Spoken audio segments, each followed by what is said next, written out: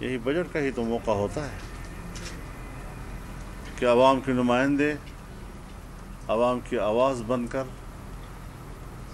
आवाम की तरफ से एहतजाज नोट कराते हैं।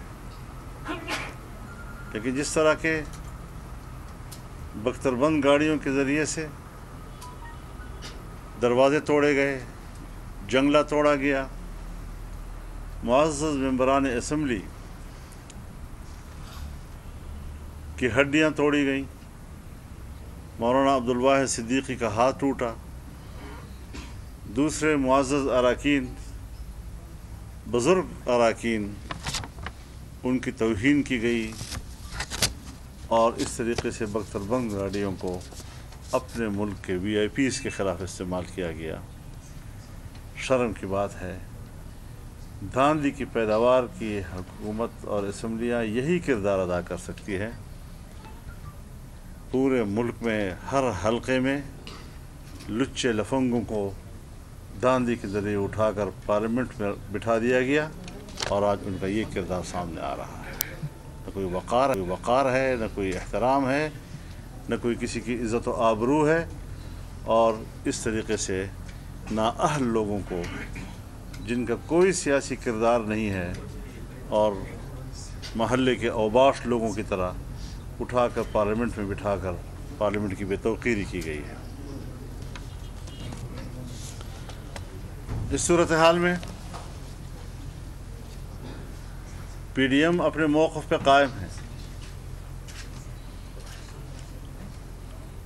और हुकूमत के ख़िलाफ़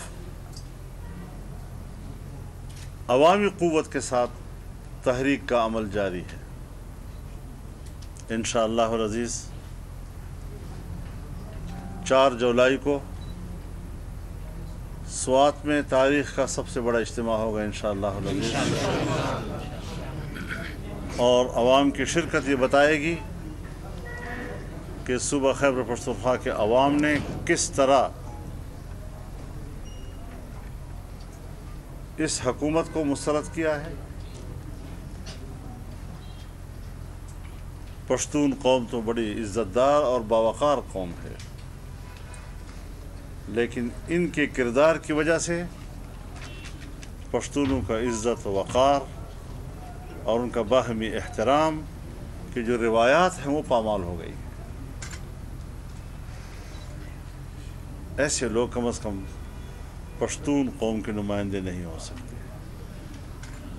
मुझे 2013 में बताया गया, 2013 में मुझे बताया गया कि चूँकि पश्तून बेल्ट में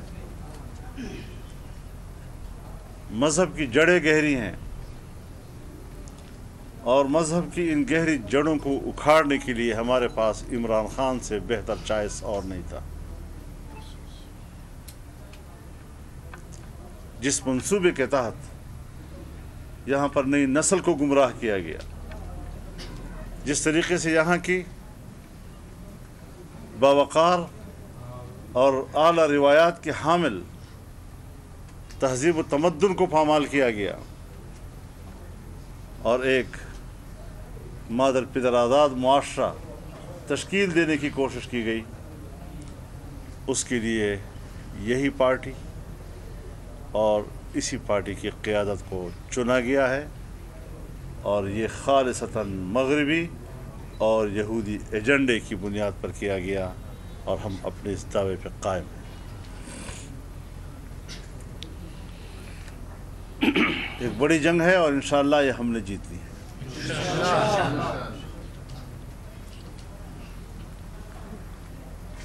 29 जुलाई को कराची में PDM का बहुत बड़ा जलसा होगा इंशाअल्लाह अज़ीज़, और इस तरीके से एक बार फिर अवामी सफ़ों को मुनज़्ज़म किया जाएगा और अवामी क़ुव्वत ही हमारे नज़दीक हमारा हथियार है।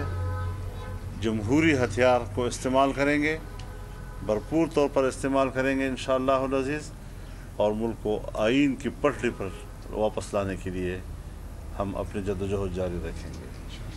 हम एक बार फिर मुतनब्बिह कर देना चाहते हैं पाकिस्तान की इस्टेब्लिशमेंट को और पाकिस्तान के ان اداروں کو جو آج اس قسم کی حکومت کی پشت پناہی کر رہے ہیں اور ان کی پشت پناہی کو اپنا آئینی فریضہ سمجھتے ہیں کہ وہ غیر جانبدار ہو جائیں. ہم ان کی قدر کرتے ہیں, ان کا احترام پشاور کرتے ہیں. میں سربراہ جمعیت علماء اسلام مولانا فضل الرحمان نیوز کانفرنس کر رہے ہیں. ان کا یہ کہنا ہے کہ 4 جولائی کو سوات میں اجتماع ہوگا.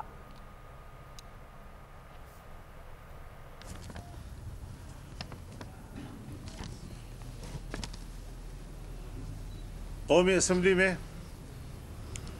لیڈر آف دی اپوزیشن جناب میاں شہباز شریف صاحب نے انتخابی اصلاحات کے لیے آل پارٹیز کانفرنس بلانے کی تجویز دی ہے. ہم اس کی تائید کرتے ہیں.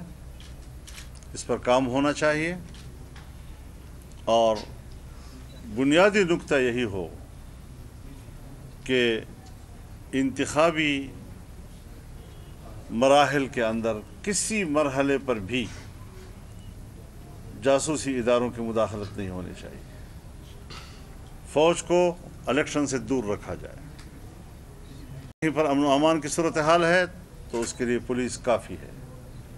عام نہتے لوگ ان کے مقابلے میں فوج کو بھیجنا یہ تو فوج کے ادارے کی بھی توہین ہے.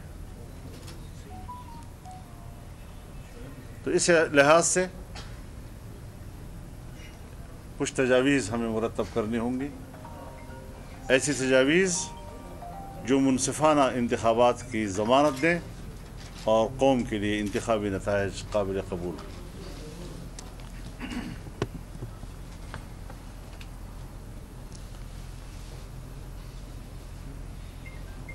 فاٹا کی صورتحال. اس وقت ہمارا فاٹا اور فاٹا کے عوام مظلومیت اور قسم پرسی کے دور سے گزر رہے ہیں. پرانا نظام بھی ختم کر دیا گیا اور نئے نظام کا تجربہ بھی ناکام نظر آ رہا ہے.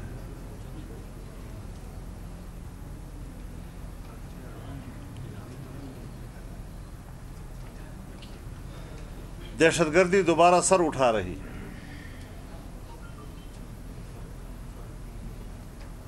لیکن کیوں سر اٹھا رہے ہیں؟ ہمیں شبہ ہے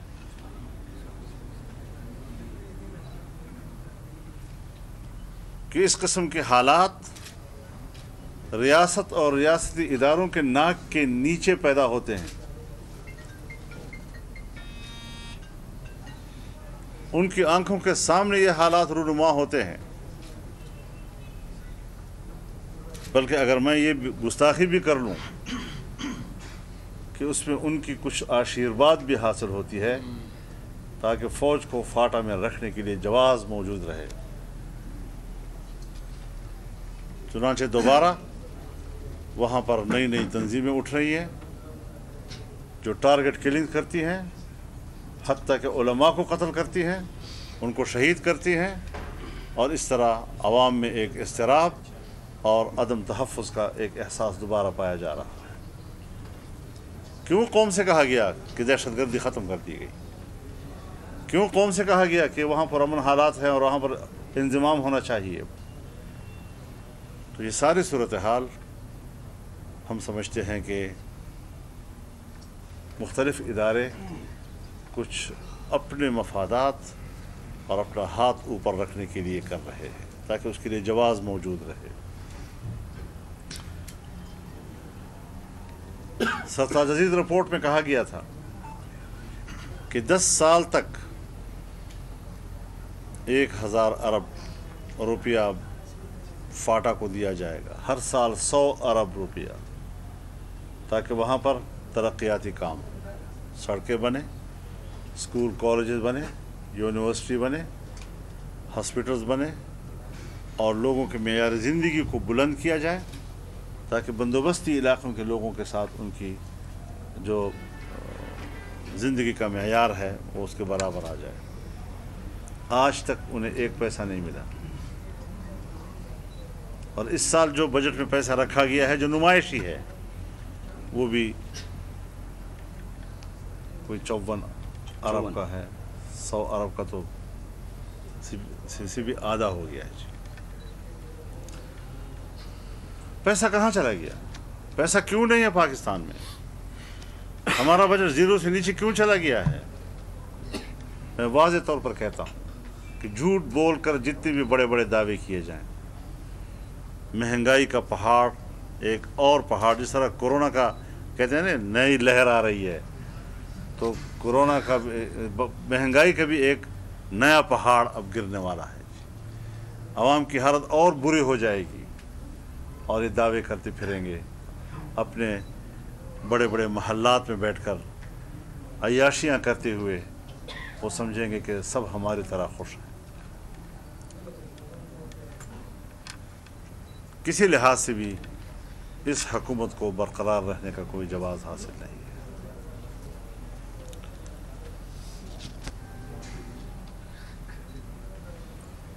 हम अफ़गानिस्तान में